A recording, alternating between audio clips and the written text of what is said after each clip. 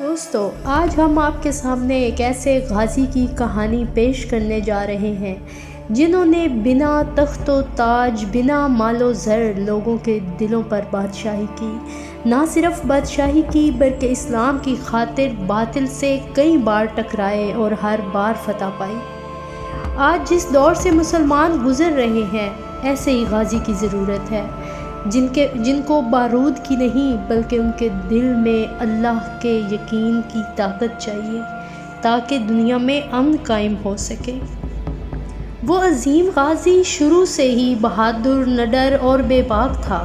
وہ شکار پر بھی جاتا تو کبھی خالی ہاتھ واپس نہیں لوٹتا تھا۔ وہ بہادر، طاقتور ہونے کے ساتھ ساتھ ذہین بھی تھا۔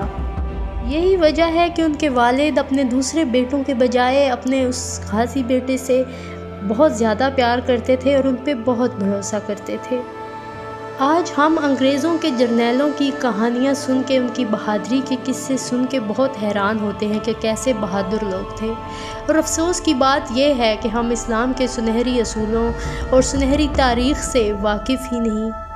رجب طیب اردگان کا کہنا ہے کہ جب تک شیر اپنی تاریخ خود نہیں لکھیں گے، ان کے شکاری ہی ہیرو ٹھہریں گے۔ اس عظیم غازی کا قصہ اسلام کے سنہری دور سے پردہ اٹھاتا ہے۔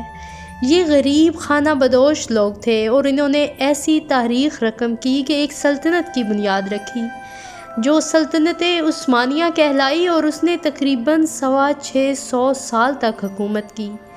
کہا جاتا ہے کہ اس کی بنیاد عثمان شہنشاہ نے رکھی، جبکہ حقیقت تو یہ ہے کہ اس کے بانی عثمان کے والد ارطغرل غازی تھے۔ 13ویں صدی میں جب منگولیا پر چنگیز خان کی حکومت تھی تو یورپ پر اور مسلمانوں پر انہوں نے بہت تباہی مچائی اور بہت ظلم کیے۔ اس وقت سینٹرل ایشیا کے جنوبی علاقے خوارزم ایک عظیم سلطنت تھی۔ خوارزم کی سب سے بڑی سلطنت کو منگولوں نے تباہ کر کے رکھ دیا۔ خوارزم کے علاقے کی تباہیوں سے تنگ آ کر ایک قبیلے نے ہجرت کی۔ اس قبیلے کا نام کائی قبیلہ تھا۔ منگولوں نے ظلم و بربریت کی ایک ایسی داستان رقم کی جو رہتی دنیا تک اپنی مثال آپ ہے۔ منگول چین سے لے کر روس تک اور یورپ سے برِ صغیر تک پہنچ گئے۔ منگولوں کے ظلم کے آگے دنیا کی بڑی بڑی سلطنت نے دم توڑ دیا۔ منگولوں نے ایک بہت بڑی مسلم ریاست بغداد میں خون کی ندیاں بہا دیں۔ اس قدر خون خرابہ ہوا، اس قدر تباہی اور ظلم و بربریت کا بازار گرم کیا گیا کہ دریائے دجلہ کئی دنوں تک سرخ ہو کر بہتا رہا اور انسانیت کی قتل و غارت عام رہی۔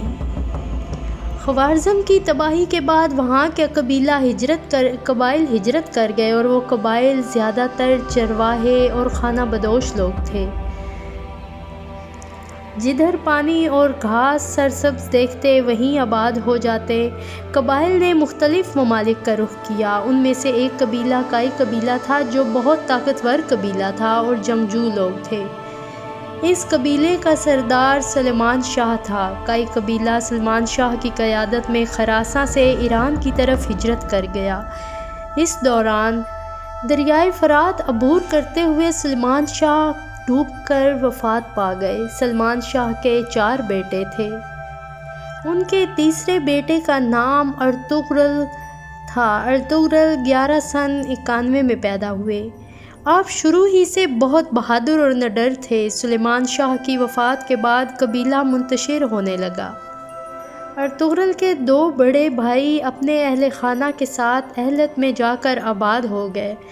ارطغرل نے اپنے چھوٹے بھائی کو ساتھ لیا اور اپنے قبیلے کے 440 خاندانوں کے ساتھ پیش قدمی شروع کی۔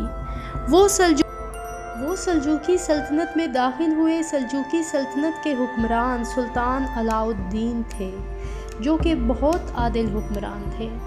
ارطغرل نے جب لوگوں کے ساتھ اپنے انقراب میں جا پہنچا تو وہاں 2 فریقین کے درمیان جنگ ہو رہی تھی۔ ایک طرف مسلم اور دوسری طرف صلیبی تھے۔ ارطغرل نے مسلمانوں کا ساتھ دیا اور جنگ میں شامل ہو گئے۔ اس طرح مسلمان اپنی ہاری ہوئی جنگ جیت گئے۔ یہ مسلمان فوج سلطان علاء الدین کی فوج تھی۔ سلطان علاء الدین ارطغرل اور ان کے لوگوں سے بہت متاثر ہوئے اور ان کو ادھر ہی رکنے کی پیشکش کی، لہٰذا وہ قبیلہ انقرہ کے قریب ہی آباد ہو گیا۔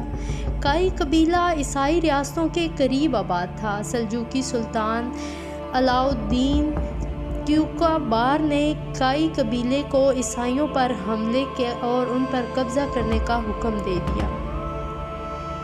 ارطغرل نے بہت جلد بازنطینیوں کے مظالم روک کر ان علاقوں پر نہ صرف قبضہ کیا بلکہ شجاعت و بہادری کی اعلیٰ مثال بن گئے۔ ابھی کچھ ہی عرصہ گزرا تھا کہ سلطان نے ارطغرل کی بہادری کو دیکھتے ہوئے سوغوت کا شہر بھی اس کے حوالے کر دیا۔ ارطغرل غازی کی شجاعت، بہادری اور فتوحات کو دیکھتے ہوئے ترک قبائل بھی اب ان کے پرچم تلے جمع ہونا شروع ہو گئے تھے اور ارطغرل کو اپنا سردار مان لیا تھا۔ اس طرح تمام قبائل آپس میں جڑ گئے اور ان کے اتحاد اور ان کا اقتدار ارد گرد ہر جگہ قائم ہونے لگا۔ ارطغرل کا اس قدر طاقتور ہو جانا اب سلجوقی سلطنت کے لیے تشویش کا باعث بن رہا تھا، مگر سلجوقی اپنوں کی سازشوں کی وجہ سے کمزور ہو رہے تھے۔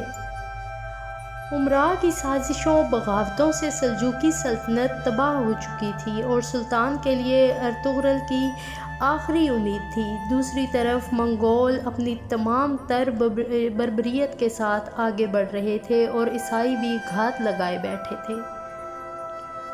ارطغرل نے سلجوقی سلطنت کی نمائندگی کرتے ہوئے منگولوں اور عیسائیوں کو شکست دی، جو کہ ینی شہر اور بروسا کے درمیان ہوئی۔ سلجوقی سلطنت نے یہ علاقے بھی ارطغرل کو دے دیے۔ ارطغرل کی پوری جاگیر کا نام سلطاننی رکھا گیا۔